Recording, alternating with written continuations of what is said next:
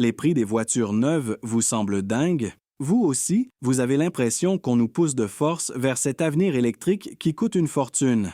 Les modèles qu'on connaissait, qu'on aimait ou pas, sont en train de disparaître.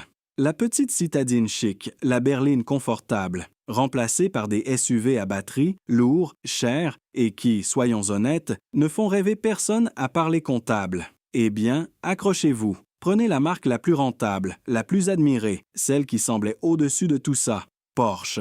Leur bénéfice opérationnel vient de s'effondrer. Pas de 10%, pas de 30%, 99%. Non, ce n'est pas une faute de frappe. On parle de passer de 4 milliards d'euros de bénéfices à seulement 40 millions. C'est une chute libre, vertigineux. Et pendant que tout le monde regarde la Chine ou les taxes, la véritable raison est ailleurs. C'est un secret comptable, un nettoyage interne qui vient de coûter à Porsche la somme astronomique de 3,1 milliards d'euros. Ce n'est pas juste une crise, c'est la preuve que même les rois de l'industrie se plantent de façon spectaculaire dans cette transition forcée. Et si Porsche, qui roule sur l'or, fait une erreur à 3 milliards, imaginez les erreurs que Stellantis ou Renault sont en train de commettre. Aujourd'hui, on va décortiquer comment le fiasco de Porsche nous montre que tout ce chaos industriel, c'est nous, au final, qui allons passer à la caisse. Alors, comment un géant comme Porsche en arrive là? La première réponse, la plus évidente, c'est la Chine. C'était leur poule aux œufs d'or. Pendant des années, ils ont vendu des Cayenne et des Panamera à des clients qui signaient les chèques sans regarder. Aujourd'hui, c'est devenu un cauchemar. Les ventes là-bas se sont effondrées. On parle de moins 33% sur la première moitié de l'année. Mais il faut regarder pourquoi. Le problème, ce n'est pas seulement la concurrence. Le problème, c'est le Taycan. Le Taycan, c'était leur bijou, l'anti-Tesla, la preuve que Porsche maîtrisait l'électrique. Sauf que les clients chinois n'en veulent plus. Les ventes du Taycan en Chine ont chuté de 54%. Pourquoi? Parce que le client chinois d'aujourd'hui s'en fiche de la Deutsche Qualité ou du blason sur le capot. Il veut de la tech. Il veut des écrans géants, un système de karaoké, un assistant vocal qui comprend tout, des mises à jour. Bref, il veut un smartphone sur roue. Et à côté d'une NIO ou d'une Xpeng, le Taycan, avec son logiciel à l'allemande. Solide, mais un peu bête, donnait l'impression d'avoir 5 ans de retard. Et là, Porsche a fait quelque chose d'impensable pour une marque de luxe. Ils ont paniqué, ils ont commencé à offrir des remises. Pas des petits gestes commerciaux, des rabais allant jusqu'à 35%. 35% chez Porsche, c'est du jamais vu. C'est presque vulgaire pour une marque dont l'image repose sur l'exclusivité. Résultat, non seulement ça n'a pas suffi à relancer les ventes, mais ça a rendu les concessionnaires furieux. Ils perdirent de l'argent sur chaque voiture et, pire, ils perdirent la face. L'image de marque s'est effondrée. Mais la Chine n'explique pas tout. Le deuxième acte de ce drame, c'est l'échec cuisant de leur plan B, le Macan électrique. Le Macan thermique, c'est le best-seller absolu de Porsche. La version électrique devait beat la nouvelle machine à cash. Le SUV parfait, celui qui devait faire oublier le Taycan et conquérir le monde. Sauf qu'il est arrivé avec plus d'1 an de retard. Pourquoi? À cause d'un désastre industriel dont on commence à peine à mesurer l'ampleur. Le fiasco Cariad. Cariad, c'est le nom de la division logicielle maison que le groupe Volkswagen, la maison mère de Porsche, a voulu créer. L'idée était simple.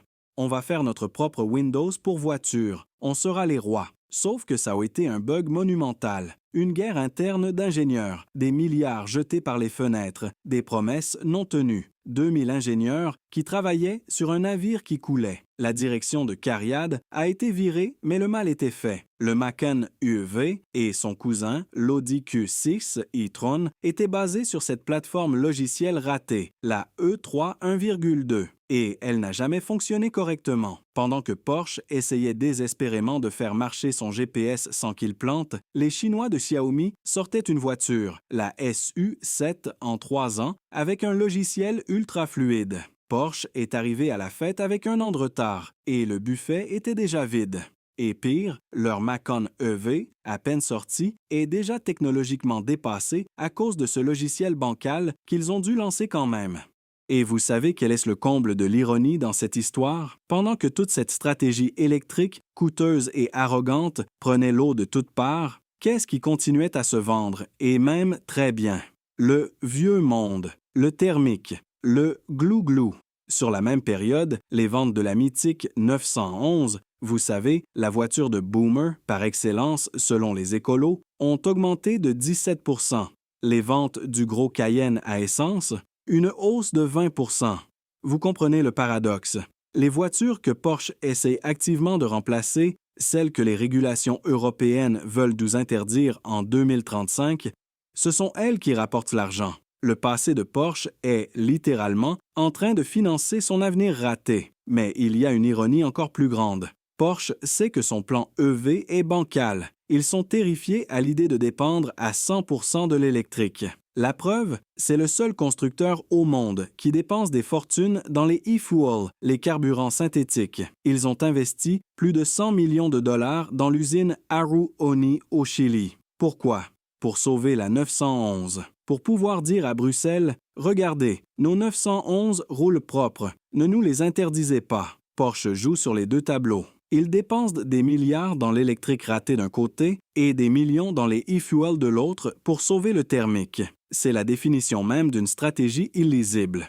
On en arrive au cœur du réacteur, aux chiffres qui expliquent vraiment le 99 %, parce que cette chute de profit n'est pas seulement due aux mauvaises ventes, c'est un acte volontaire. C'est une purge. Face à ce désastre, le nouveau patron, Oliver Bloom, a dû prendre une décision radicale. Il a annoncé une réorganisation complète, c'est le langage poli pour dire « on arrête les frais, on nettoie tout ». Porsche a provisionné, c'est-à-dire mis de côté, 3,1 milliards d'euros en tant que dépenses exceptionnelles pour 2025. Qu'est-ce que ça veut dire? Ça veut dire qu'ils ont officiellement admis que leur projet était raté. Leur rêve s'appelait SSP, Scalable Systems Platform. C'était l'anneau unique de Tolkien, une seule plateforme électrique pour tout le groupe, d'une petite Polo jusqu'à une Bentley. Une arrogance totale, et ce projet s'est effondré sous son propre poids. Sur les 3,1 milliards, 1,8 milliard est destiné à jeter à la poubelle cette idée de plateforme unique et à la refaire en 4 versions plus simples. La chute de 99 % des bénéfices, ce n'est pas un accident de marché. C'est Porsche qui appuie sur le bouton « Reset » et qui paie, en une seule fois, la facture de ses erreurs, de son arrogance et de ses retards. Ils ont brûlé 3 milliards pour repartir de zéro.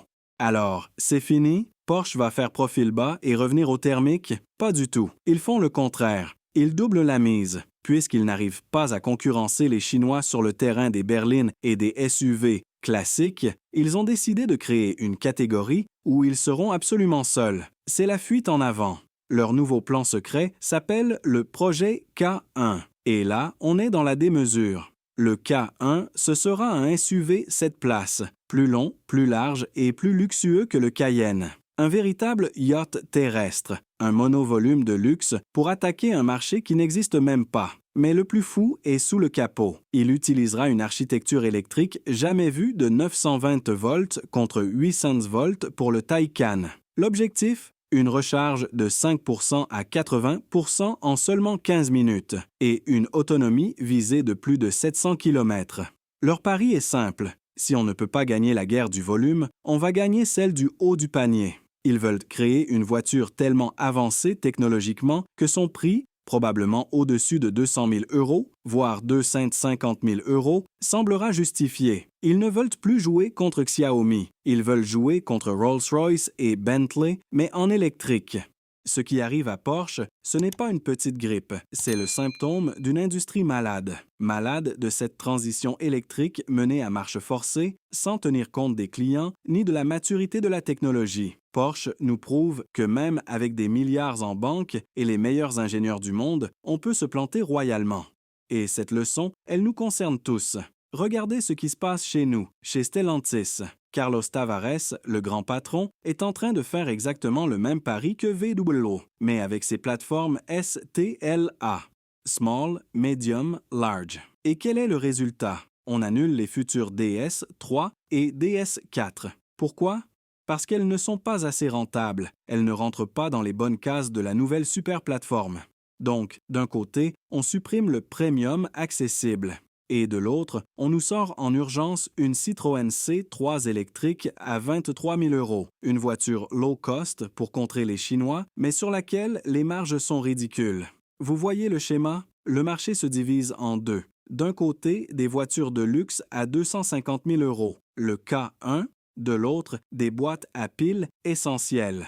Et au milieu, le vide, le milieu de gamme. La bonne berline, le break familial, la compacte polyvalente est en train de mourir. La différence, c'est que Porsche a les moyens de brûler 3 milliards d'euros pour corriger ses erreurs.